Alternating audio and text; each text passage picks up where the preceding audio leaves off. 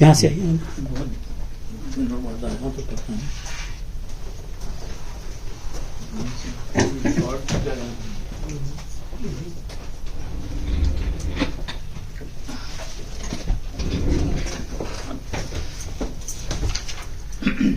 یہ آج ہی میرے آنے کا ارادہ ہوا، کیونکہ پہلے تو میں خیال تھا کہ شاید نہ جاؤں. صالح بہن کے میری ملاقات ہوئی ان سے، سینئر سٹیزن، ہمارا مسجد میں پروگرام ہوتا ہے. انہوں نے کہا یہ جا رہی ہیں. میں نے کہا آپ کیسے جا رہی ہیں؟ تو بتایا کہ اونکر بھائی کے ساتھ جا رہی ہیں. میں نے کہا مجھے لے جا سکتے ہیں؟ تو بڑی مہربانی کی اونکر بھائی نے، مجھے لیا، ان کو پہلے لیا، پھر میں مسجد میں ٹھہرا ہوا تھا. وہ شکریہ بہت بہت. تو آج ہی پھر مجھے خیال آیا تھا کہ رضا علی عابدی نے ایک کتاب لکھی تھی، اس میں ان کا بڑی محبت سے ذکر کیا، میر انیس کا. تو اس میں سے میں کچھ اقتباس پڑھ رہا ہوں. یہ کتاب ہے جانے پہچانے لوگ، رضا علی عابدی صاحب نے لکھی ہے، اور یہ کراچی سے میرا خیال ہے چھپی ہے. تو اسی میں سے پڑھ دیتا ہوں. 5-7 منٹ لگیں گے میرا خیال ہے، اگر زیادہ دیر ہو جائے تو آپ مجھے. چلیے بسم اللہ الرحمن الرحیم. یہ دین میں تفریق، اس کا موضوع انہوں نے کہا یہ دین میں تفریق نہیں، ذوق میں تخفیف ہے. کسی نے مجھ سے کہا کہ اگر میر انیس آج زندہ ہوتے تو 200 برس کے ہوتے. میں نے کہا میر انیس اگر آج زندہ ہیں اور ابھی صرف 2 برس کے ہوئے ہیں. ہمارے شاعر اپنے کسی محبوب کو ذہن میں رکھ کر شعر کہتے ہیں، آخر یہ ہوتا ہے کہ نہ وہ محبوب رہتا ہے اور نہ وہ شاعر. میر انیس نے اپنے لیے ایسا محبوب چنا ہے کہ جب تک وہ محبوب رہے گا میر انیس کے شعر زندہ اور مصرے تابندہ رہیں گے، اور یہ محبوب مرنے والا نہیں.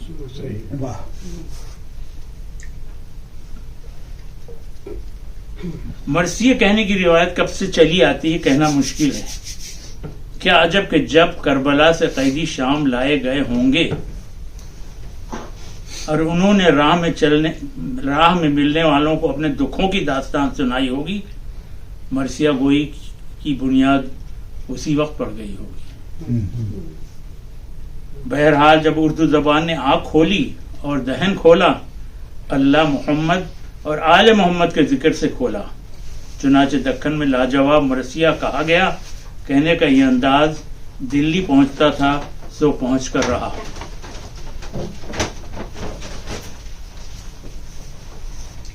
زبان اردو کا کون سا شاعر ہوگا جس نے ذکر آل محمد نہ کیا ہو، اور جس کی آنکھ سے آنسو کا اور جس کے قلم سے لہو کا قطرہ نہ ٹپکا ہو.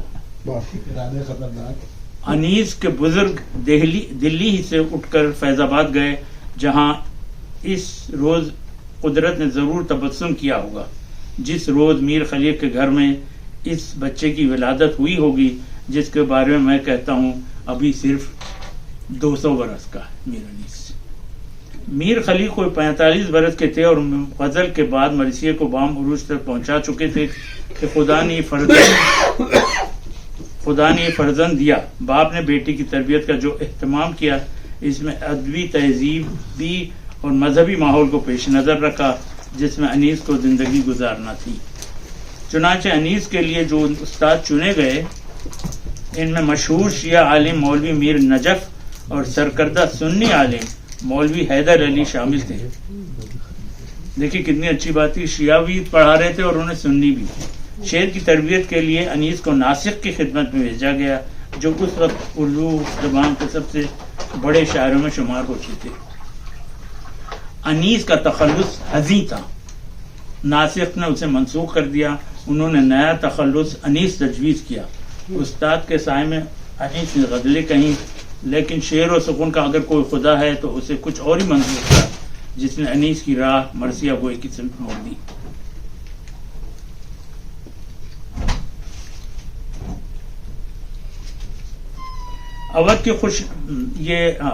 اودھ کا دارالحکومت فیض آباد سے اٹھ کر لکھنؤ جا چکا تھا، ساتھ ہی یہاں کی رونقیں بھی منتقل ہو گئیں.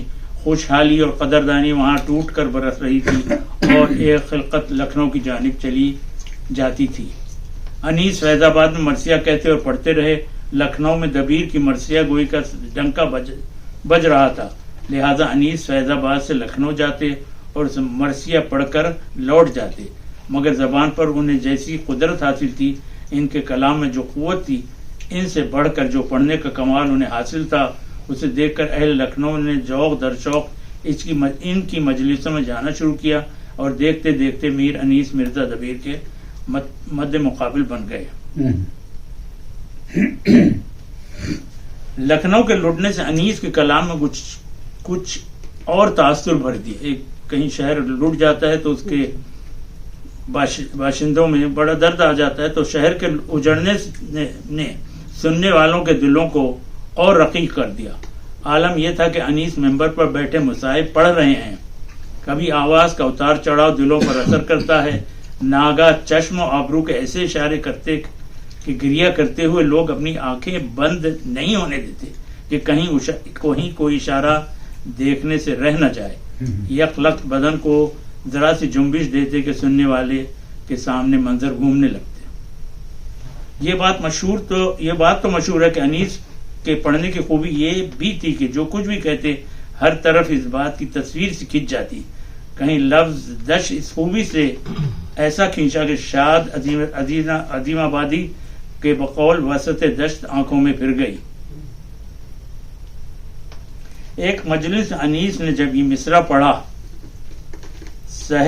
صحرا زمردی تھا، پھریرے کے عکس سے ان کا جھنڈا ہوگا، صحرا زمردی تھا پھریرے کے عکس سے، تو مرثیہ کو اس طرح سے پلٹ دیا کہ پھریرا کا لہرانا آنکھوں کے سامنے آ گیا۔ ایک مرتبہ مرثیہ پڑھنے بیٹھے اور پہلا ہی مصرع پڑھا تھا جو بہت مشہور ہے، آج شبیر پہ کہ عالم تنہائی ہے۔ میرا خیال ہے آگے آپ لوگ اس پہ ضرور خیال فرمائیں گے۔ کسی نے اٹھ کر صدا لگائی کہ بس میر صاحب مرثیہ تو مکمل ہو گیا۔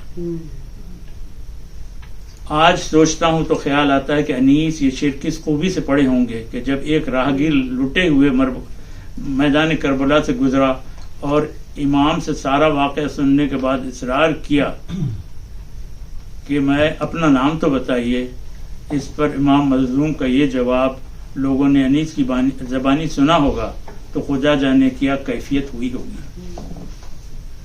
یہ شعر انہوں نے، اب ان کا تصور ہے، انہوں نے تو یہ کیسے کہا ہوگا کہ آپ کون ہیں، تو جب حسین نے جو فرمایا ہوگا تو اسی طرح ہوگا۔ یہ تو نہیں کہا کہ شہ مشرقین ہوں، یہ تو نہیں کہا کہ شہ مشرقین ہوں، مولا نے سر جھکا کے کہا میں حسین ہوں۔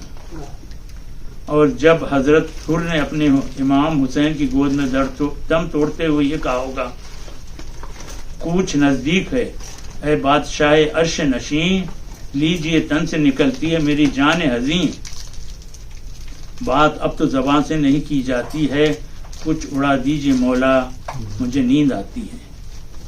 سن 1873 کے دوران انیس بیمار رہے۔ سال کے آخری مہینے کی 10ویں تاریخ تھی۔ سورج ڈوبنے سے ذرا پہلے ان کی نبضیں بھی ڈوب گئی۔ 5 منٹ میں رکھا ہے۔ شکریہ آپ کی۔ حمید شیخ صاحب اور حمید پڑھیں گے چل آپ نہیں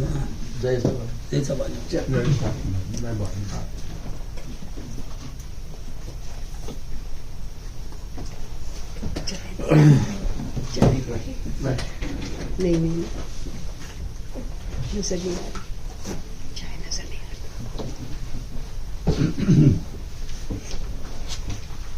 جس طرح اردو ادب میں تمام اور استادان شعراء کا نام ہے، اسی طرح میر انیس بھی اسی پائے کے شاعر تھے، اور جس طرح انہوں نے شاعری کی اور جس طرح سے ان کا انداز بیان تھا وہ بہت متاثر کن تھا۔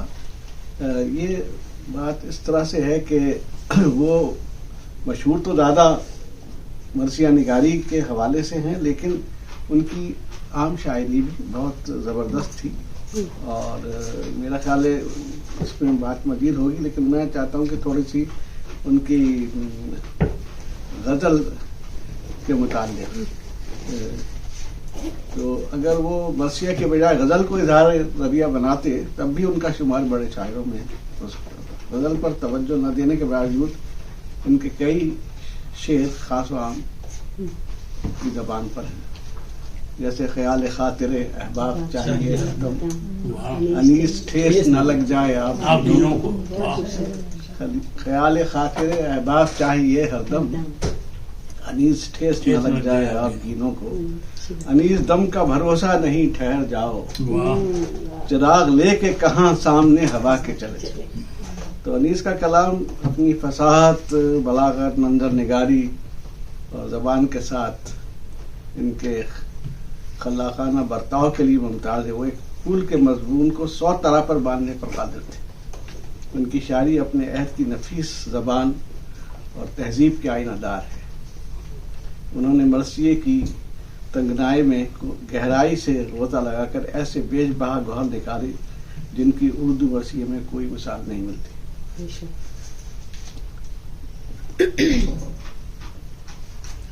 تو کچھ اشعار میں چاہتا ہوں کہ ان کے سنا دیے جائیں۔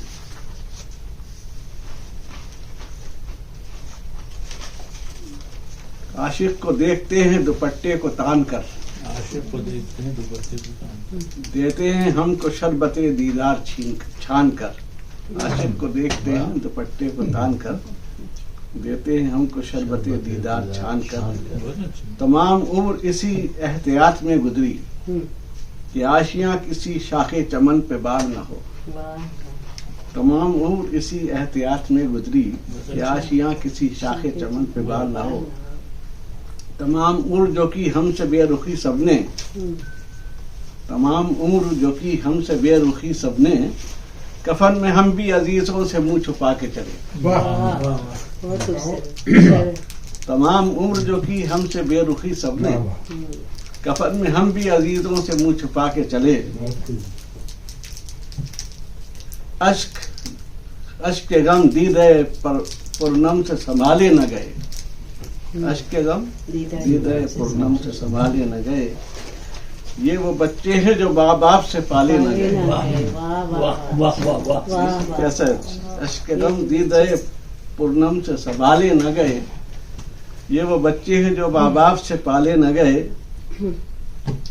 انیس آسا نہیں آباد کرنا گھر محبت کا، انیس آسا نہیں آباد کرنا گھر محبت کا، یہ ان کا کام ہے جو زندگی برباد کرتے ہیں۔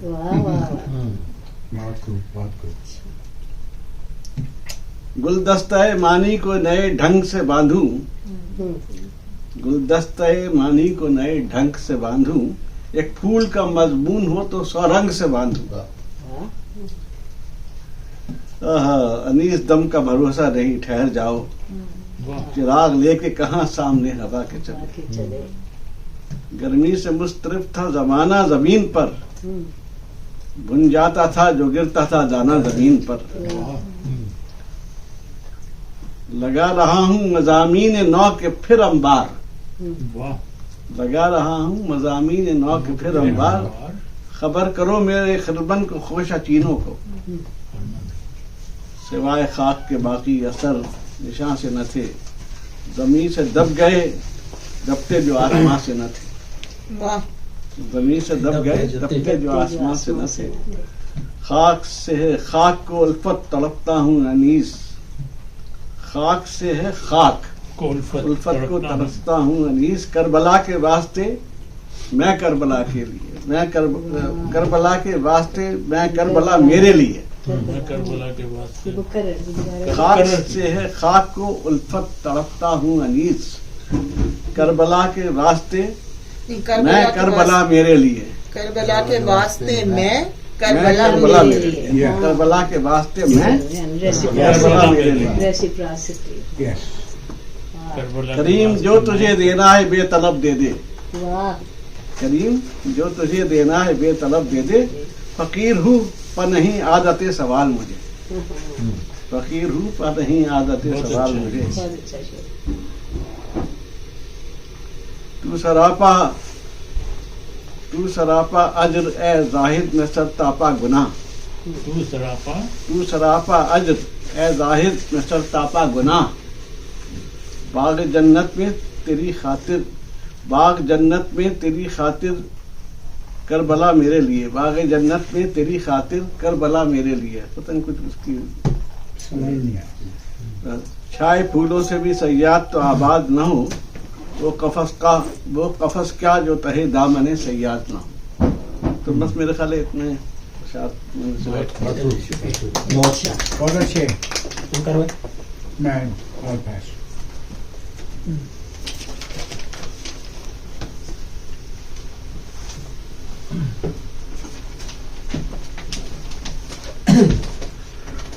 بشیر بھائی نے کافی باتیں کی، حیات کا جائزہ لے لیا، اور کچھ جو انہوں نے سنائے کچھ چیز ریپیٹ ہو جائیں گے تو میں وہ نہیں بتاتا. لیکن 1803 کی ان کی پیدائش اور 1874 کا انتقال ہے ان کا.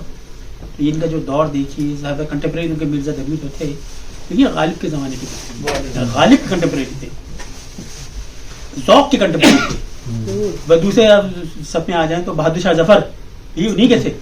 تو آپ یہ سوچئے کیا محفلیں ہوتی ہوں گی اس زمانے میں، کیا محافل ہوتی ہوں گی جہاں مرزا دبیر بھی ہے، میر انیس بھی ہیں، غالب بھی ہیں، ذوق بھی ہیں، بہادر شاہ ظفر بھی ہے، مومن بھی ہیں. کمال ہے. میر انیس کا جو کمال مجھے نظر آتا ہے تو مرثیہ تو ان کا کہتے ہیں شاعری کی دو بنیادی ایک برانچی شاخیں، ایک غزل ہے اور ایک نظم ہے. اور بدنصیبی سے ہم لوگ نظم کو اتنی اہمیت نہیں دے پاتے جتنی غزل کو ہے. جو نظم میں سب سے بڑا نام نظر آتا ہے وہ ہمیں نذیر اکبر آبادی کا تھا سب سے پہلے. لیکن میر انیس نے جناب نظم کو زندہ رکھا. جتنے مرثیے ہیں یہ نظم کی ہی قسم ہے. اور نہ صرف یہ کہ زندہ رکھا، اس کو تقویت بخشی، اس کو ایک نیا آہنگ دیا، جسے لے کر پھر آگے مولانا حالی چلے اور علامہ اقبال آئے. لیکن یہ سب کے سب میر انیس سے متاثر تھے. میر انیس اساتذہ میں شمار ہوتے ہیں. کئی لوگوں کے نزدیک میر تقی میر کے بعد سب سے بڑا شاعر تھا وہ میر انیس تھے، اس کے بعد غالب آتے ہیں. تو میرے نزدیک ان کا بہت بڑا کارنامہ یہ ہے کہ انہوں نے اب اس کو چھوڑ دیا، میسج کیا تھا. ویسے ان کا تکنیک کے حساب سے اور زبان کے حساب سے انہوں نے نظم کو زندہ رکھا. انہوں نے صرف مرثیہ ہی نہیں کہے، جیسا بھی آپ نے ذکر کیا، نعت غزلیں بھی کہی ہیں، ان کے نعت بھی تھی، منقبت بھی ہے، ان کے حمد بھی ہے، سلام بھی ہے، رباعیات بھی ہیں. اب ایک رباعی ان کی بڑی مشہور ہے، گلشن میں صبا کو جستجو تیری ہے، بلبل کی زباں پہ گفتگو تیری ہے، ہر رنگ میں جلوہ ہے تیری قدرت کا، جس پھول کو سونگتا ہوں بو تیری ہے. اب یہ دیکھیے اس زمانے میں غالب تو آ کے بہت ڈیسنٹ شاعری شروع ہو گئی تھی. جو میر تقی میر کے جو مضامین تھے اور ان سے ہٹ کے جو میر انیس نے مضامین چوز کیے تھے، کس قدر وہ دینی مضامین تھے، کس قدر ستھرے مضامین تھے، کس قدر سلجھی ہوئی گفتگو تھی. آپ اس کو دیکھیے کہ جو جس اقدار کو وہ ترویج دے رہے ہیں وہ کتنے بلند اقدار ہیں. عموماً جو ہے جب ہمارے پاس لکھنؤ کی جو شبیہ ذہن میں آتی ہے، اس میں سے ایک ان کا وہ آوارگی کا بھی ایک ذہن میں آتا ہے. ایک طوائفوں کا کلچر ہے، وہاں کے نوابوں کے عیاشیاں ہیں کہ کھانے پینے میں زیادہ زور ہے یا کچھ ہے. کہ میر انیس نے اس کلچر کے اندر ہمیں آپ کو نظر آتا ہے کہ ایک ڈیسنسی، ایک بامقصد شاعری کر رہے ہیں. ٹھیک ہے، اس میں ظاہر بات ہے ان کی جو شیعت میں ان کی تو اہمیت ہے، لیکن اگر اس کو الگ بھی کر دیں آپ یہ انکار نہیں کر سکتے کہ ان کی شاعری کے اندر ایک ڈیسنسی ہے، اچھے میسیجز ہیں، کوئی بےہودہ گفتگو نہیں ہے. پھر زبان کے صحت کے حساب سے یہ بہت بڑے بن جاتے ہیں. اصل لوگ کوٹ کرتے ہیں کہ ان کی شاید یہی نمبر 1 ہے اگر زبان کی صحت دیکھی جائے. تو جانچنا ہے آپ کو. جہاں تک وکیبلری کا تعلق ہے، ایک جگہ میں سن رہا تھا وہ کہہ رہا تھا کہ انہوں نے اپنی شاعری تقریباً 1 لاکھ الفاظ استعمال کیے، کہیں نے کہا 2.5 لاکھ استعمال کیے، کسی نے کہا 20,000 شعر انہوں نے گھوڑے پہ کہے. اب مجھے نہیں پتا گنتی کون کر رہا ہے سارے الفاظ کی، سب کے کس کرے بیٹھ کی گنتی کی 20,000 شعر. میرے 20,000 شعر گھوڑے پہ ممکن نہیں ہے، کیونکہ وہ ہر روز بھی ایک شعر کہتے ہیں، پتہ نہیں کتنی دہائیاں لگ جائیں گی. گھوڑے پہ شعر کہتے ہیں، غلو بھی ہوتا ہے ہمارے یہاں. تو جب غلو کی بات آتی ہے تو ظاہر بات ان کی جو نظم ہے اس کے اندر بلا شبہ غلو ہے. جو لیکن یہ بات یہ کہ وہ ایک میسج ڈلیور کرنا چاہ رہے تھے، اور یہ شاعری میں ہو جاتا ہے غلو، اس میں کوئی بڑی بات نہیں ہے. اب جو اس کے اندر نہ مرثیہ یا کسی بھی نظم کا جو حسن ہوتا ہے وہ زبان کے علاوہ اس کے واقع نگاری ہوتی ہے، کردار نگاری ہوتی ہے. جزیات ڈیٹیلز میں جا کے ایک چیز کو بیان کرنا, اور اس میں آپ کو اپنا ردم بھی رکھنا ہے آپ کو, اور موضوع سے بھی نہیں ہٹنا ہے, اور آپ کو اس میں کہیں کہیں تغزل پہ نظر آئے گا کہ ان کے اندر وہ اشارتاً کنایتاً جو باتیں ہو رہی ہیں سب کو نظر آئے گا اس کے اندر. تو ان کے اندر یہ سب آپ کو حسن نظر آتا ہے. تو جو نظم کو انہوں نے, اب جسے نذیر آبادی کا میں نے خود کہا بھی, اور بہت بڑا فین ہوں میں نذیر اکبر آبادی کا, لیکن ان کی زبان عامیانہ تھی, میلے ٹھیلوں کی, عام لوگوں کی زندگی تھی. بہت اچھا تھا کہ انہوں نے لکھا ہے, وہ ایک الگ بحث ہے, میں اس کے لے جائیں گے نذیر اکبر آبادی کی کنٹریبیوشن کیا ہے. لیکن ان کی جو کنٹریبیوشن یہ تھی کہ انہوں نے اس سے ہٹ کے انہوں نے آفاقی کرنے بات کی. تو بعد میں آ کے آپ کو اقبال نظر آتے ہیں یا حالی کے آپ کو مضامین نظر آتے ہیں, کہ بعد میں آپ کو نظر آتے ہیں. لیکن اگر آپ دیکھیں تو مرثی پہلے بھی تھے, لیکن انہوں نے جو اس کے اندر تاثر پیدا کیا اور جو اس کو شہرت بخشی ہے, میرا خیال وہ آج تک ہمارے لیے بہت قابل تعریف ہے. وہ شعر انہوں نے سنا دیے, اور میں یہ بتانا چاہ رہا تھا کہ دیکھیں انہوں نے ایک عاشق کو دیکھتے ہیں دوپٹے کو ٹان کر, دیتے ہیں ہم کو شربت دیدار چھان کر. ظاہر بات ہے اب یہ آپ کو لگتا ہے ہاں کسی لکھنؤ والے نے شعر لکھا ہے, لیکن یہ بہت کم آپ کو شعر اس طرح کے ملیں گے.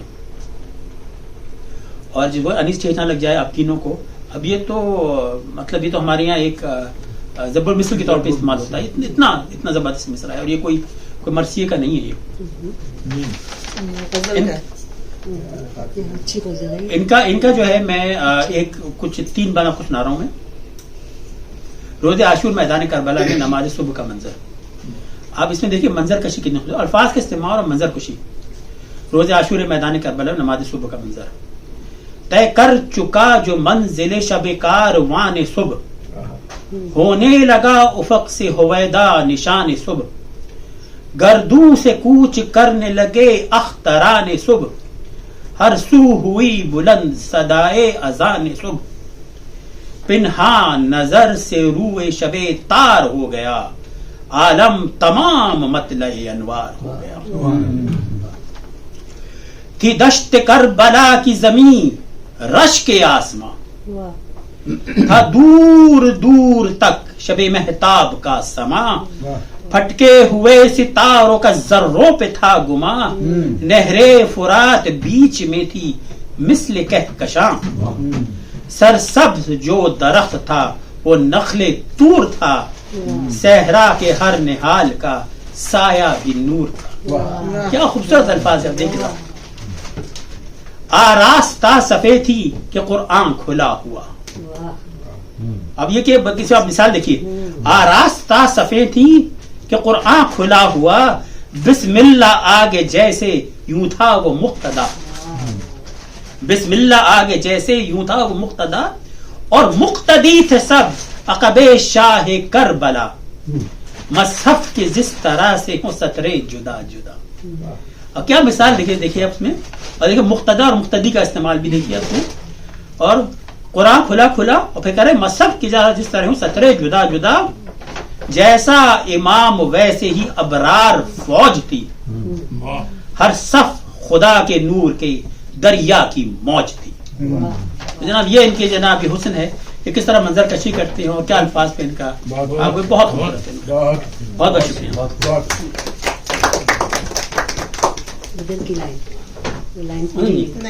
گنیز بک ورلڈ ریکارڈ میں آ گیا. ہاں ریکارڈ میں آ گیا.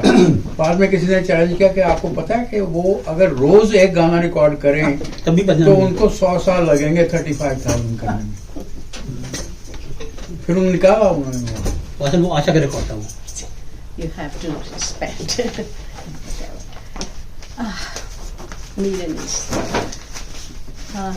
جب ہماری جنریشن پاکستان میں پروان چڑھ رہی تھی تو اس وقت جو ماحول تھا پاکستان کا, اگر آپ لوگوں کو یاد ہو کہ کوئی تفریق نہیں تھی شیعہ اور سنی میں. جب محرم آتا تھا تو سارے سنی ہوں یا شیعہ ہوں مجالس میں جاتے تھے اور افسوس کا اظہار کرتے تھے اپنی اپنی طرح سے. تو میں بھی جاتی تھی, میری والدہ, ہم سنی سادات فیملی میں سے ہیں, تو ہمیں لے کے جاتی تھی والدہ, اور انسٹرکشن کے ساتھ کہ رونا آئے تو رو, گھٹنوں میں سر دے کے, اور ماتم نہیں کرنا, لیکن دل پہ ہاتھ رکھنا کیونکہ چوٹ لگتی ہے کہ اتنا یہ زبردست ٹریجڈی ان اسلامک ورلڈ ہے تو it's okay, it's normal that you can cry, اور تو وہ ہم فالو کرتے تھے.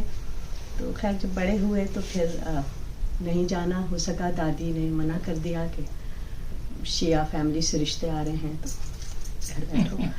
تو وچ از اے ٹریجڈی، کیونکہ میں ٹریجڈی اس لحاظ سے کہ یہ تفریق کیوں کر رہے ہیں نا. بہت اچھی شکل کے ہوتے ہیں وہ سارے ایران کے ہیں، شیعہ لڑکے بہت اچھے ہوتے ہیں. اور at the end I married to a Shia. نہیں سنیے، ہاں جی، تو میر انیس سے ہمارے ظاہر کریکولم میں نہیں تھے. میر انیس آپ کو پتہ ہی ہے، والد سعدی اور سب تھے. میر انیس کا ہمارے نہیں تھا، میرے اس میں نہیں تھے. میں آپ کے اسکول میں ہوں گے.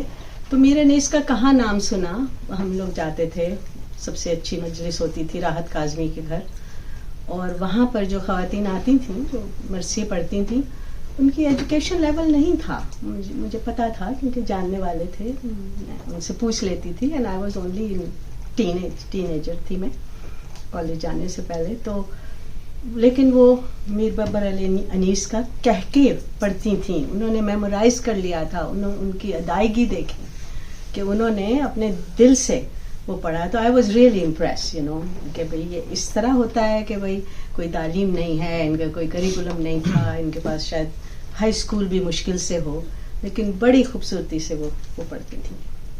تو اس کے بعد سے ظاہر ہے آئی ایم امپریسڈ ود ظاہر میر بابر علی انیس. مجھے 3 باتیں مطلب جو ان کی شاعری کی آپ لوگوں نے کچھ ڈسکس کی ہیں، لیکن دنیا میں جو پرانی تہذیبوں کا جو ٹرانسفر ہوا ہے نئی جنریشن کو، وہ سٹوری ٹیلنگ سے ہوا تھا. یہ تو ریٹن جو ہے ٹریڈیشن یہ تو اب آئی ہے نا کافی، اس کے بعد پھر ٹیکنالوجی اور اب تو بہت ہی وہ ہو گئی ہے. تو زیادہ تر ریلیجن جو ہیں وہ ظاہر ہے پروان چڑھے because of the story telling کہ سناتے تھے. یہاں پر آپ ادھر کے ملک میں لے لیں تو نیٹو امریکنس کا جو ریلیجن ہے 100% آن سٹوری ٹیلنگ، کہ ان کی جنریشن کے پاس ریٹن نہیں ہے ان کی ہسٹری، لیکن وہ میمورائز کرتے ہیں، یاد رکھتے ہیں. تو ان کی شاعری میں جو جیسے انہوں نے واقعہ کربلا کے ایک ایک انسٹنس کو بیان کیا ہے، ایک ایک فیلنگز کو جیسے کیا ہے، یو کینٹ فائنڈ اٹ. اور بھی بہت مرثی ہیں. نصیر اب ہمارے دور میں نصیر ترابی نے کیا، گھبرائے گی زینب، اور جو ہم پی ٹی وی پہ دیکھتے رہے، لیکن اتنی ڈیپتھ سے یہ بتانا. تو ان کا جو رول ہے وہ دنیا میں میرا خیال ہے اور کسی کا نہیں ہے کہ ایک ریلیجس سیکٹ کو انہوں نے وہ ویلتھ دی کہ اس طرح اس کو آپ زندہ رکھیں. تو یہ ان کا کنٹریبیوشن ہے میرے نظر میں. دوسرے یہ ہے کہ بہت سی شاعری ہم نے دیکھی ہے، اور رومانٹک شاعری بھی دوسری بھی، جیسے بھائی نے کہا منظر کشی is very important to create, پورا وہ بتانا کہ ظلم ہوا اور کیسا ظلم ہوا اور کتنا ظلم ہوا، یہ بتانا بہت ضروری ہے. یہاں پر اگر ہسٹری دیکھیں تو یہاں پر ریٹن ہے، باسنیا ہرزیگوینا کی وار دیکھ لیں، دوسری دیکھ لیں، کہ وار کا جو امپیکٹ ہوتا ہے وہ عورتوں اور بچوں پر ڈفرینٹ ہوتا ہے مین سے، because of the kidnapping and rape and all other issues.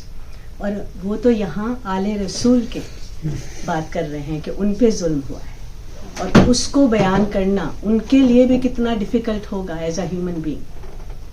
تو یہ بہت ان کی عظمت ہے ان مائی اوپینین. اور جو تیسری بات ہے وہ یہ کہ ایمپتھی وچ از ویری امپورٹنٹ. ہم بات کرتے ہیں، اور جب میں جو پڑھ رہی ہوں کہ ہم بات کرتے ہیں کہ خسرو اور خواجہ غلام فرید کے ہاں کہ انہوں نے فیمیل کو وائس دی ہے نا، اس فیمینن اس کو یوز کیا. تو جو میں آج پڑھ رہی ہوں یہ بہت ہی لمبا مرثیہ ہے، لیکن ڈانٹ پڑے گی اگر پورا پڑھ دیا تو اس لیے میں تھوڑا پڑھوں گی. انہوں نے حضرت زینب کا ایکسپیرئنس، اور یہ بہت مشکل ہے ایک عورت کا experience, because what he is trying to say کہ ہم جو بہنیں بیٹھی ہیں اور آپ لوگ بھی بھائی، کہ ہماری زندگی میں ہمارے بھائیوں کا کیا مقام ہوتا ہے. ہم ان کو کیسے ریگارڈ دیتے ہیں, ہم ان کے لیے جان بھی قربان کر دیں. ہم کہہ دیتے ہیں کہ میں اب تو اپنے بھائی کے لیے جان بھی قربان کر دوں, اور وہ غلط نہیں ہوتا, وہ ہمارا مان ہوتے ہیں, وہ ہمیں ان سے تقویت ملتی ہے, اور ہم ساری زندگی ان کو دیکھتے ہیں والد کے بعد. تو جو ان پہ رسول کی نواسی پہ گزری اور جیسے اس نے سوگ کیا, اس کو بیان کرنا ایک مرد کے لیے اٹ از ڈیفیکلٹ, لیکن انہوں نے اتنی خوبصورتی سے کیا کہ ایسے لگ رہا تھا کہ جیسے وہ ڈائریکٹلی سن رہے ہیں بیٹھ کے. And that's why I selected this one, ورنہ تو بہت مرثی ہیں, آپ کو پتہ ہی ہے. تو یہ اس وقت کا منظر بتا رہے ہیں جب سب کچھ ہو چکا تھا, اور حضرت زینب نے خبر سنی کہ شام کے ملکہ آ رہی ہے ان سے ملنے اور دیکھنے کہ کیا کیا تباہی ہوئی ہے. تو یہ دیکھیے, اب منظر دیکھیے, میں کافی تیز تیز پڑھنا پڑے گا. جب سنی ہند کے آنے کی خبر زینب نے, یاس سے کی سوئے افلاک نظر زینب نے, شرم سے زانو پہ نوڑا لیا سر زینب نے, کہا ایک ایک سے پادیدہ تر زینب نے, خاک لے کر میرے چہرے پہ لگاؤ لوگو, ہند آتی ہے کہیں مجھ کو چھپاؤ لوگو. اب یہ دکھلانے کے قابل نہیں صورت میری, اب نہ رتبہ ہے وہ میرا نہ وہ عزت میری, بھائی کے ساتھ گئی دولت و حشمت میری, اس نے پہچانا جو آ کر تو ہے ذلت میری. گو کے نورے نظر صاحب معراج ہوں میں, یہ پرائڈ بھی ہے, اس کو بھی ڈسکرائب کر رہے ہیں. ایک چادر کے لیے آج تو محتاج ہوں میں, اس نے دیکھا تھا مدینے میں میرا جاہو حشم, گھر تھا کہ یاد سلامت تھے شہنشاہ امم, قید اب خانہ زندہ میں ہوں میں کشتہ غم, نیل بازو پہ ہیں رسی کے اور آنکھوں پہ ورم, چاک ہیں چاک غم سے ہیں غریباں کھلے سر ہوں میں, شرم آتی ہے کہ شبیر کی خواہر ہوں میں, اب نہ وارث کوئی سر پر نہ ہے کوئی والی, ہو گیا فاطمہ زہرا کا بھرا گھر خالی, سخت جاں رہ گئی ہوں ایک میں رونے والی, اقتدار اس کو ہے اور یہاں ہے پریشان حالی, آج ہر طرح مجھے ہند سے ذلت ہوگی, نام لوں گی تو بزرگوں کی خجالت ہوگی. میری مادر کا ہے مریم سے زیادہ رتبہ, نہ کہا جائے گا مجھ سے کہ ہوں بنتے زہرا, لونڈیاں اس کی کہیں گی کہ تعجب کی ہے جا, دخترے شیر خدا اور نہیں سر پہ ردا, خاک پر بیٹھی ہوں سایہ نہیں بستر بھی نہیں, یہ تو زہرا کی کنیزوں کے برابر بھی نہیں. در بدر پھرتی ہے اگر دخترے حیدر ہوتی جو زہرا کی جو بیٹی تو کھلے سر ہوتی, قید یوں ہوتی جو شبیر کی خواہر ہوتی, سر پہ احمد کی نواسی کے نہ چادر ہوتی, قتل پردیس میں سبتے شہ لولاک ہوا, کیا خبر ان کو کہ گھر فاطمہ کا خاک ہوا. منہ چھپانے کی ہے وجہ یہ باعث ہے سبب, کر کہا میں نے کہ ہوں بنتے شہنشاہ عرب, تان سے یہ وہ کہے گی کہ نہایت ہے عجب, بھائی تو قتل ہوا اور رہی جیتی زینب, نام رہتا جو یہ آوارہ وطن مر جاتی, بھائی سے پہلے مناسب تھا بہن مر جاتی. Very touching. اور اس کے بعد یہ بہت لمبی, اور اس کے بعد انہوں نے بتایا کہ حضرت زینب نے حضرت سکینہ کو کیسے سمجھایا کہ کیسے بیہیو کرنا جب لوگ آئیں, اور کیسے اپنے آپ کو پروٹیکٹ کرنا. بینگ اے میل, یہ سارا لکھنا بہت مشکل کام ہے, اور یہ ہم سب سمجھ سکتے ہیں جو تھوڑے سے بھی غم سے گزرتے ہیں. اور میرے لیے تو شی از اے رول ماڈل, کیونکہ صبر کا جو انہوں نے مظاہرہ کیا, اینڈ آئی ایم آنرڈ کہ میں نے کائرو میں ان کی شاعرہ زینب دیکھی ہے, اور آپ یقین کریں کہ جب آپ وہاں جائیں تو یو کین فیل کہ کیسے ایک بہن نے بہن کیے ہوں گے اور کیسے. Thank you.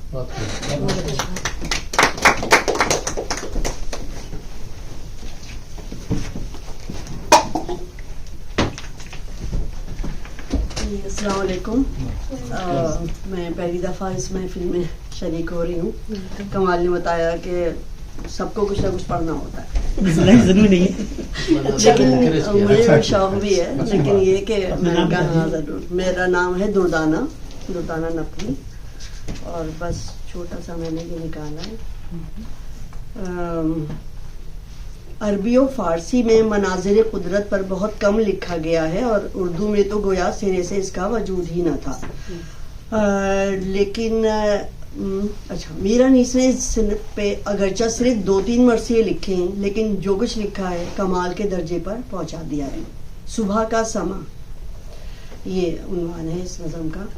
तय कर चुका जो मंजिल शब कारवाने सुबह, होने लगा उफक से हवेदा निशान सुबह, गर्दों से कूच करने लगे अख्तरान सुबह, हर सू हुई बुलंद सदाए अजान सुबह, पिन्हा नजर से रूए शबे तार हो गया, आलम तमाम मतले अनवार हो गया।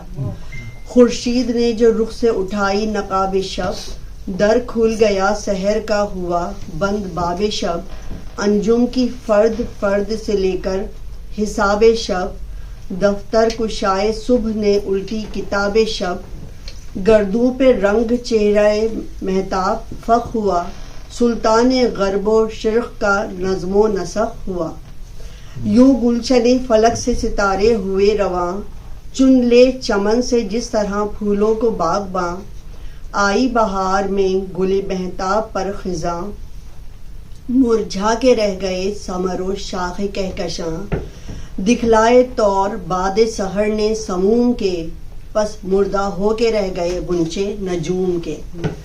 छीना वो महताब का वो सुबह का ज़हूर, यादे खुदा में जमजमा परदाजिए तयूर, वो रौनक और वो सर्द हवा वो फिजा वो नूर, खून की हो जिससे चश्म को और कल्ब को सरूर।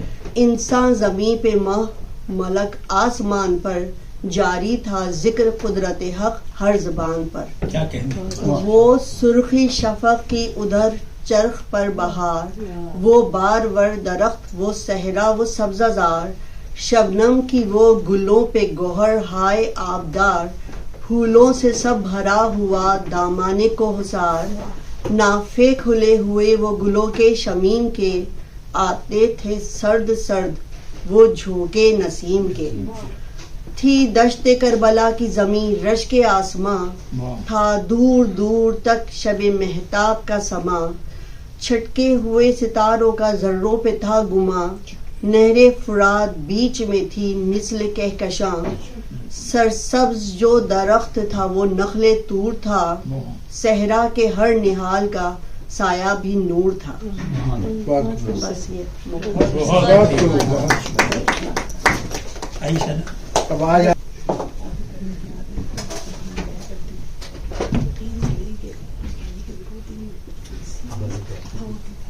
तो हमारे कोर्स में तो मीरा अनीस यकीनन थे, हमने उनके बारे में बहुत पढ़ा है। और जो मेरा पहला इम्प्रेशन उनकी शायरी पढ़ के, क्योंकि उस वक्त आपको इतनी मेच्योरिटी तो होती नहीं, मुझे पहली हैरत तो ये हुई थी कि एक वाकया जो अरब में हुआ, बजाय मीरा अनीस अरबी माहौल के बारे में उन्होंने सारा उसको हिंदुस्तान में ले आए, पूरे इस वाक़े को हिंदुस्तान में ले आए। और उसके वो रस्म रिवाज, करबला वालों के रस्म रिवाज वो तो नहीं थे जो कि हिंदुस्तान वालों के होते हैं, तो वो उनकी ख़वातीन हमारे जैसे घरेलू ज़ुबान बोल रही थी, उनकी जो मेहंदी की रस्म थी, उनके यहाँ शादियों का भी जिक्र था, उनका उठना बैठना उनका, तो मुझे थोड़ा सा अजीब लगा कि वो मरसिए को एक अरब के वाक़े को वो खालिस हिंदुस्तानी माहौल में ले आया। एक तो मुझे ये बात अजीब लगी थी। दूसरी बात जो मुझे दिलचस्प बात लगी थी वो गुलू और मुबालगा जो था उनके यहाँ, वो क्योंकि आपको आम शेर याद नहीं रहता लेकिन मुबालगे वाला शेर याद रह जाता है ना, जो अब कतील शिवाई कहते हैं कहीं वरना बदली कभी पाजेब से टकराई, वरना कोई बदली तेरी बाजेब से टकराई, वो याद रह जाता है। तो ये जो उन्होंने लिखा था कि माही जो सीखे मौज तक आई कबाब थी, तो मतलब ऐसे कौन लिख सकता है इसको, तो यही याद है, यही याद है, माही जो सीखे मौज तक आई कबाब थी। तो मैंने कहा क्या उम्दा सोच है और क्या जबरदस्त जो है उनका। और उसके बाद फिर जानवरों पे बेचारों पे कौन शेर लिखता है, तो जो मैंने उनके घोड़े के बारे में शेर पे लिखा, तो कोई महबूबा को इस तरह ना बयान करे जिस तरह उन्होंने बयान किया है कि आहू की आंख, शेर की चितवन, गजब की चाल, वो याल थी कि हूर ने बिखरा दिए थे बाल, गर्दन के خم کو دیکھ کر ہو سرنگوں ہلال، پوچھے کوئی سوار سے شائستگی کا حال. تو یہ وہ شعر ہیں جو یہ اس وقت سے مجھے یاد ہیں. یہ میں نے کوئی ابھی اس کے لیے نہیں پڑھے، تو یہ وہ میرے ذہن میں یہ جسے کہتے ہیں ایچ ہو گئے تھے، ہمارے کورس میں تھے اور یہ اس وقت ایچ ہو گئے تھے. لیکن شعور پہ آنے پہ ظاہر مرثیے کی اہمیت کا احساس ہوا اور یہ پتہ چلا کہ دنیا میں وار پوئٹری ہمیشہ سے ہوتی رہی ہے اور بڑی بڑی ٹریجڈیز پہ لوگوں نے قلم اٹھایا ہے، لیکن کوئی بھی ٹریجڈی جو کہ شاید ہو سکتا ہے، اب یہ تو اس کی مذہبی اہمیت اپنی جگہ ہے، لیکن نمبر آف لائیوز لاسٹ وغیرہ کے حساب سے جو ٹریجڈیز اس سے بہت زیادہ بڑی تھیں، جیسے ہالو کاسٹ ہو گئی یا جو ہے وہ ورلڈ وار 2 ہو گئی، یا دنیا میں جو بڑے بڑے سانحے ہوئے ان کے اوپر اس طرح ایک پورا جانر آف پوئٹری کہیں پہ بھی کریٹ نہیں ہوا ہے جو کہ یہاں پہ ہوا ہے. اور اس میں ڈیفینیٹلی ایک طرح کا میریکل بھی ہے اور یہ بھی ہے کہ مسلمانوں کی جو ازہد عقیدت ہے اہل بیت کے ساتھ، یہ اس کا ثبوت بھی ہے کہ جو وہ محبت کرتے ہیں تو یہ دل سے نکلی ہوئی شاعری ہے. یہ شاعری کروائی گئی ہے، یہ شاعری جو ہے یہ ہوئی نہیں ہے، اس کو اختیاری طور پہ نہیں کیا جا سکتا. میں یہی کہہ سکتی ہوں کہ یہ شاعری وہ ہے جو ودیت ہوئی ہے اور واقعی یہ اللہ نے کروائی ہے. تو یہاں پر میں بس تھوڑی سی بات کروں گی. مجھے بڑا دلچسپ لگا یہ دیکھ کے کہ مرثیے کے کچھ اجزائے ترکیبی ہوتے ہیں، تو جو کہ مجھے شاید نہیں پتا تھے یا میں نے مرثیے کو اس انداز میں نہیں پڑھا تھا. تو وہ میں ان کے بارے میں تھوڑا سا بات کروں گی کہ مرثیے کے کیا کمپوننٹس ہوتے ہیں. تو ایک مرثیے کا کمپوننٹ ہوتا ہے چہرہ، یہ مرثیے کا پہلا جزو ہوتا ہے اور اس کی حقیقت تقریباً ایسی ہی ہے جیسے قصیدے میں تشبیب کی ہوتی ہے. چہرے سے مرثیہ گو اپنے مرثیے کا آغاز کرتا ہے اور کہیں کہیں پہ یہ چہرہ دعا ہو سکتا ہے، کہیں پہ کوئی اخلاقی نصیحت ہو سکتی ہے. تو جیسے یہ ایک میر انیس کا مرثیہ ہے، اس کا چہرہ یہ ہے کہ یارب چمن نظم کو گلزار ارم کر، اے ابر کرم خشک زراعت پہ کرم کر، تو فیض کا مبدا ہے توجہ کوئی دم کر، گمنام کو اعجاز بیانوں میں رقم کر. تو یہ انہوں نے دعا سے جو ہے، تو اس کا چہرہ ہے دعا ہے. مرثیے کا دوسرا جز ہے سراپا. تو سراپا وہ ہوتا ہے جس میں کرداروں کے جسم، قد و قامت، خط و خال کا نقشہ کھینچا جاتا ہے. تو میر انیس نے جا بجا مختلف کرداروں کا سراپا پیش کیا ہے. حضرت امام حسین کے بڑے بیٹے حضرت علی اکبر تھے، وہ بھی نہایت حسین و جمیل تھے. تو میر انیس ان کے بارے میں فرماتے ہیں کہ گلدستہ حسین میں اکبر سا گل بدن، قربان جس کے تن کی نزاکت پہ یاسمن، سنبل کو لائے پیش میں وہ زلف پر شکن، غلطا کے تنگ تر کہیں کنچے سے ہے دہن. تیسرا جز ہوتا ہے رخصت. جب کوئی جنگ کو جاتا ہے تو اہل بیت اس کو رخصت کرتے تھے، جس کا ذکر جیسے حضرت زینب کے بیٹے، ان کا نام شاید حضرت اون ہے، تو وہ بہت کم سن ہیں لیکن شجاعت ان کی سرش میں شامل ہے. تو ان کی رخصت کا منظر وہ یوں بیان کر رہے ہیں کہ خیمے سے برآمد ہوئے زینب کے جو دلبر، دیکھا کہ حسین ابن علی روتے ہیں در پر، بس جھک گئے تسلیم کو حضرت کی وہ صفدر، منہ کر کے سوئے چرخ پکارے شہ بے پر، یہ وہ ہیں جو آغوش میں زینب کے پلے ہیں، بچے بھی تیری راہ میں مرنے کو چلے ہیں. جو چوتھا جزو ہوتا ہے وہ اسے آمد کہتے ہیں، جس میں مرثیہ گو کردار کی آمد پیش کرتا ہے، اس کی شان و شوکت پر روشنی ڈالتا ہے. تو حسینی لشکر میں سب سے زیادہ بہادر حضرت عباس تھے. اس کا سبب یہ تھا کہ ان کا عہد شباب بھی تھا، اس لیے ان کے بازوؤں میں بہت زیادہ طاقت تھی. تو وہ ان کی آمد کو اس طرح پیش کرتے ہیں: آمد ہے کربلا کی نیسنا میں شیر کی، ڈیوڑی سے چل چکی ہے سواری دلیر کی. آئی تھنک وہ کس شیر کی آمد ہے کہ رن کانپ رہا ہے، وہ تو دبیر کا ہے نا، دبیر کا ہے. تو یہ وہ ان کا وہ آمد والا شعر سب سے زیادہ مشہور ہے، لیکن انہوں نے بھی آمد کے اوپر بہت شعر لکھے ہیں. پھر جو اس کا اگلا جز ہے وہ رجز ہوتا ہے. رجز میں کردار میدان جنگ میں آتا ہے تو وہ ایک طرح کی بوسٹنگ کرتا ہے، وہ اپنے آباء و اجداد کی شجاعت بیان کرتا ہے اور پھر اپنی بہادری کا قصے بیان کرتا ہے. تو میر انیس نے مختلف کرداروں کے رجز کا ذکر کیا. ابھی یہ جو اتنی میمز چل رہی تھیں، یہ میرا خیال ہے پوری رجز تھی جو ہماری نیشنز کر رہی تھیں. تو حضرت امام حسین رجز خوانی میں ماہر تھے، چونکہ وہ بہت اعلیٰ مرتبے کے حامل تھے، اس لیے ان کی رجز خوانی میں بھی بہت اثر تھا. تو ان کی جو رجز ہے کہ آدھا کی زبانوں پہ یہ حیرت کی تھی تقریر، حضرت رجز پڑھتے تھے تولے ہوئے شمشیر، دیکھو نہ مٹاؤ مجھے فرقہ بے پیر، میں یوسف کنعان رسالت کی ہوں تصویر، واللہ تعالی نہیں یہ کلمہ حق ہے، عالم میں مرقع میں حسین ایک ورق ہے. اس کے بعد اگلا جو اس کا جز ہے وہ جنگ ہے. اس میں جنگ کا نقشہ کھینچا جاتا ہے. تو اس کے تو بے پناہ شعر ہیں. اب میں وقت کی کمی کے باعث وہ سارے شعر پڑھوں گی، کوئی اس مثال نہیں پڑھوں گی. ساتواں جز جو ہے وہ شہادت ہے، جس کا بیان جو ہے وہ میر انیس نے جس طرح کیا ہے کہ کوئی آنکھ اس کو نم ہوئے بغیر نہیں سن سکتی اور اس کو پڑھ سکتی.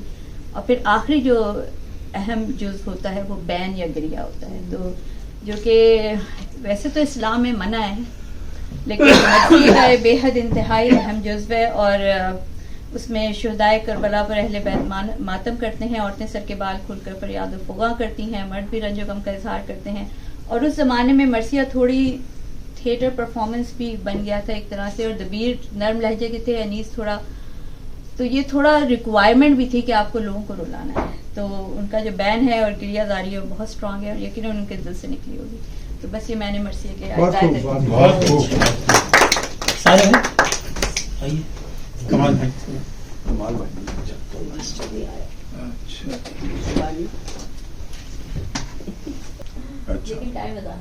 جی, تو مرثیہ چونکہ ان کی پہچان مرثیہ ہے تو میں اس کے بارے میں صرف اتنا بات کرنا چاہتا ہوں کہ دیکھیں جو مرثیے میں ان کی اتنی دسترس ہے یا اس میں ان کی جو مؤثر ہونے کی جو وجہ ہے, میرے خیال میں اس میں دو ہیں. ایک تو یہ ہے کہ ان کا عقیدہ جو ہے وہ راسخ العقیدہ اپنے اس مسلک سے ہیں, اور دوسری یہ ہے کہ وہ خود نہیں, ان کے والد صاحب بھی خاندان میں ایک پورا ان کا روایت چلی آ رہی ہے. تو جو علم اور جو ایک ہے, اور تیسری بات یہ ہے کہ صرف مرثیہ کوئی کہنا جو ہے وہ عام شاعر کے بس کی بات نہیں ہے, جب تک کہ اس کا بیک گراؤنڈ نہ ہو اور اس کو علم نہ ہو اور اس کو اس پہ دسترس نہ ہو.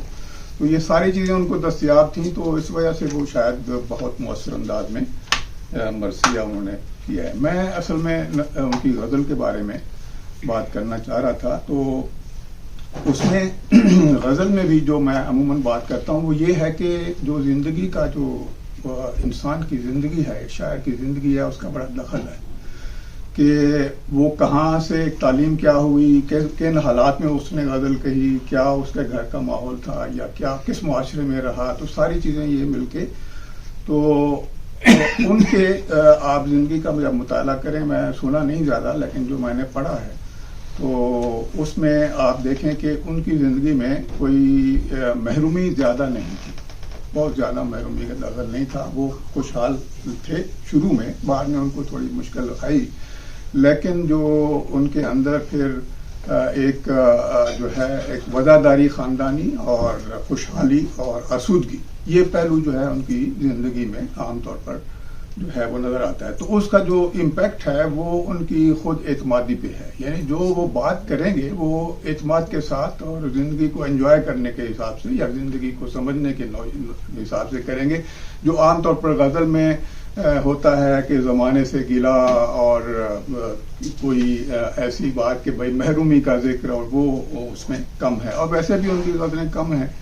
تو جو فلسفہ زندگی, اسی لیے وہ جو بات کرتے ہیں کچھ اس میں جو ان کی سوچ ہے وہ اس کا پہلو نمایاں ہے. مثال کے طور پر کوئی انیس کوئی آشنا نہیں رکھتے, کسی کی آس بغیر از خدا نہیں رکھتے.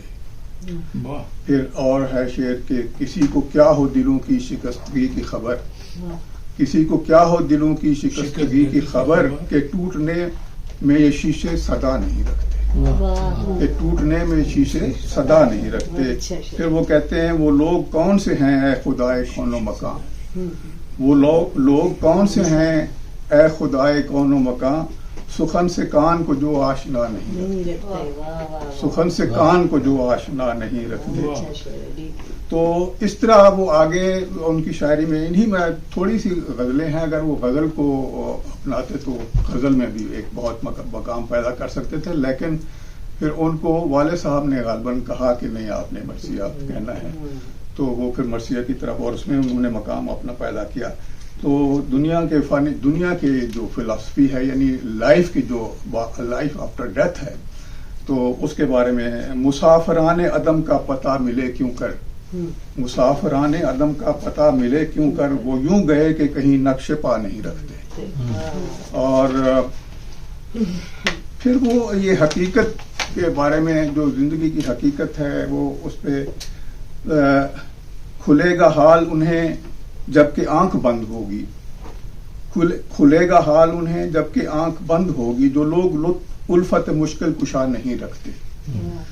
اور انسان کی فطرت کے بارے میں جو ان کا ہے خیال کہ یہ حرص و حوث پہ بنیاد ہے انسان کی خواہشات کی، تو اس کے بارے میں کہتے ہیں کہ جہاں کی لذت و خواہش سے ہے بشر کا خمیر، جہاں کی لذت و خواہش سے ہے بشر کا خمیر، وہ کون ہے کہ جو حرص و ہوا نہیں رکھتے، وہ کون ہے کہ جو حرص و ہوا نہیں رکھتے.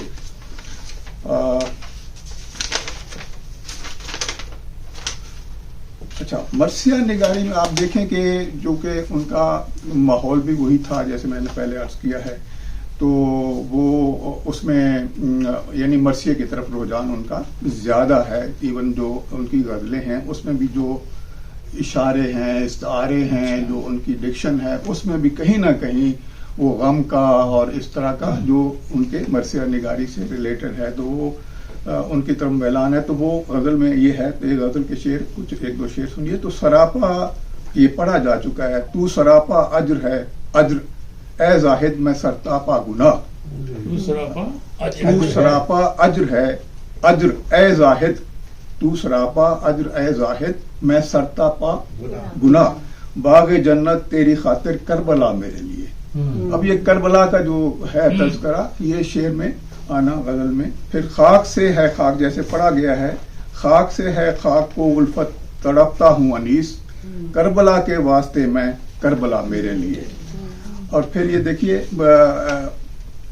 پکارے کہتی تھی حسرت سے ناش عاشق کی، پکارے کہتی تھی حسرت سے ناش عاشق کی، صنم کدھر کو ہمیں خاک میں ملا کے چلے، ملا جنہیں انہیں افتادگی سے. اور اس کو اچھا آپ نے یہ دیکھا ہوگا جتنے لوگوں دوستوں نے غزل پڑھی ہے تو وہ اس میں ہمیں روانی اس طرح سے جیسے عام غزل میں پڑھنے میں آسانی ہوتی ہے تو وہ محسوس نہیں ہوئی، لیکن ظاہر ہے اس وقت شاید یہ ان کا یہ اپنا ایک سٹائل تھا. ملا جنہیں انہیں افتادگی سے اوج ملا، انہی نے کھائی ہے ٹھوکر جو سر اٹھا کے چلے. تو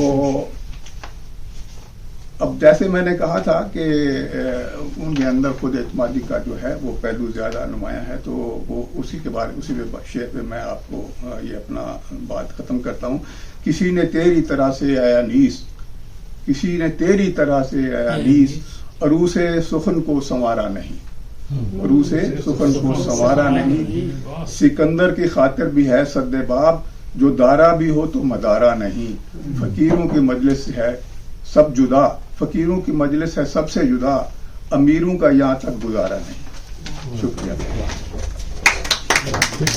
اپنی کتابوں کے بارے میں بتا دیں. ہاں یہ بات کرنے کا کمال بھائی آئیے. رضوان سے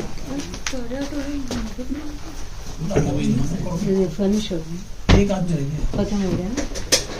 ہاں میں کچھ زیادہ ٹائم میں لوں گا. بہت اچھی گفتگو ہوئی اور کئی تقریباً سارے جو امپورٹنٹ مضامین تھے وہ ان کے بارے میں بات کی گئی. میں کیونکہ میر انیس کو محرم میں اور مجالس میں بہت سنتا رہا اور سنا بہت ساری زندگی، سب سے بڑی پریزنس جو ہے وہ مرثیے میں وہ میر انیس کی ہی ہے اور وہ بار بار سنی جاتی ہے. بہت ساری چیزیں سنی گئیں، بہت لوگوں نے کام بھی کیا. مثلا اس وقت جو سب سے بڑا نام ہے ڈاکٹر تقی عابدی کا ہے، جو کہ مرثیے کے بارے میں جن کی ریسرچ سب سے زیادہ، اور میر انیس پہ بھی انہوں نے بہت کچھ لکھا. جب میں بہت چھوٹا تھا اور مجلسوں میں جاتا تھا اپنے والد کے کہنے پہ، ایک صاحب پڑھتے تھے وہاں تحت اللفظ، مرثیہ تحت اللفظ ایک خاص چیز تھی اور وہ ایسا لگتا تھا، کچھ لوگ کہتے تھے کہ میر انیس اس طرح پڑھتے تھے اپنے زمانے میں. تو وہ چیز کچھ لوگ ابھی بھی پڑھتے ہیں، لیکن وہ بہت امپریسو ہے جو سٹائل ہے اور اس سے جو مضمون کو ایک زندگی دے دیتے ہیں پڑھنے والے. بہت مرثیے کے اور کے بارے میں تو بہت بات ہوئی. میں حیران یہ ہوتا ہوں کہ جیسے پہلے ذکر ہوا کہ کچھ ایسے ٹاپکس ہیں اس پہ کہنا بہت مشکل ہے. مثلا گھوڑے کے بارے میں یا مثلا گرمی کی شدت کے بارے میں جو انہوں نے پورے کلام کہا. ایک چیز انہوں نے کہی تلوار کی تعریف, وہ میں کچھ پڑھتا ہوں, وہ مجھے اندازہ ہے کہ مغرب کا وقت ہو گیا, میں اس کو ختم کروں گا. تو کہتے ہیں کہ چمکی گری اٹھی ادھر آئی ادھر گئی, خالی کیے پرے تو صفیں خوں میں بھر گئی, کاٹے کبھی قدم کبھی بالائے سر گئی, ندی غضب کی تھی کہ چڑھی اور اتر گئی. ایک شور تھا یہ کیا ہے جو قہر سمد نہیں, ایسا تو رود نیل میں بھی جزر و مد نہیں. بجلی گری کہ فوج پہ تیغے دو سر گری, کٹ کر کسی کی تیغ کسی کی سپر گری. چمکی کبھی فلک پہ کبھی فرق پر گری, سر کاٹ کر ادھر سے جو اٹھی ادھر گری. زرہیں تنوں میں مسلک کفن چاک ہو گئیں, ایک آن میں صفیں کی صفیں خاک ہو گئیں. ایک شور تھا کہ تیغ ہے یا خدا کا قہر, بہتی ہے جس کی آگ سے کوسوں لہو کی نہر. ناگن ہے یہ کہ کاٹے کی جس کی نہیں ہے لہر, اتری گلے سے چڑھ گیا سارے بدن میں زہر.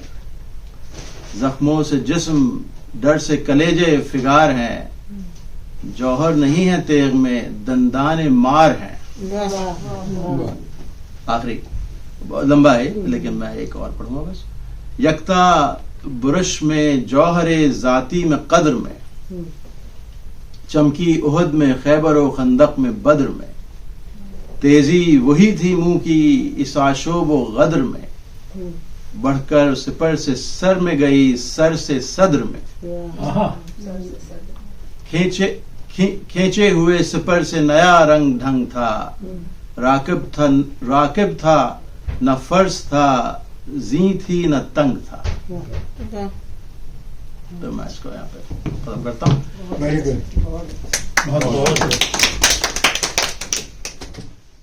چلے میرا خیال میں نماز پڑھ لیں گے.